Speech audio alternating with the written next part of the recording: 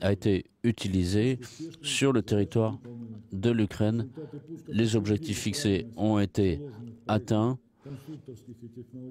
Toutes les solutions techniques utilisées dans la construction ont été utilisées pour ce système conformément aux caractéristiques définies. L'Oreshnik n'a pas d'équivalent dans le monde et sa charge qui peut être utilisée nous permet de frapper donc des sites de production de missiles ennemis. C'est un missile qui peut être utilisé dans différents objectifs pour différentes missions, toujours en garantissant une haute efficacité. L'utilisation de ce type d'arme peut frapper toute cible sur le territoire de l'Europe, ce qui le distingue d'autres armes à haute précision. Comme il a déjà été dit, l'utilisation massive de ce type d'armes peut être considérée comme un équivalent des armes nucléaires. Et le système d'armes Oreshnik augmente évidemment le potentiel de nos troupes de missiles conformément aux objectifs que ce soit nucléaire ou armes conventionnelles.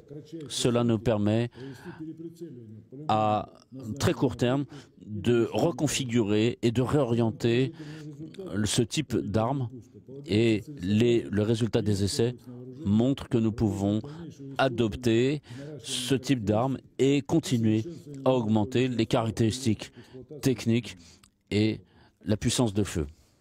C'est ce que nous ferons.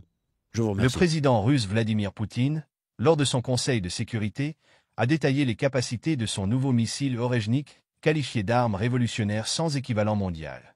Ce missile, capable de frapper des cibles sur tout le territoire européen, est présenté comme un atout stratégique majeur pour la Russie dans le contexte des tensions internationales.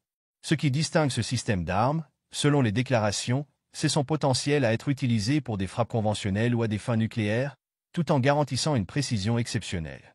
L'utilisation massive de ces armes est même comparée à une capacité nucléaire en termes d'impact stratégique, marquant un tournant dans la doctrine militaire russe. La Russie souligne également son intention d'améliorer et d'étendre ses capacités dans un avenir proche, signalant une escalade potentielle dans le domaine de la dissuasion et de la puissance militaire.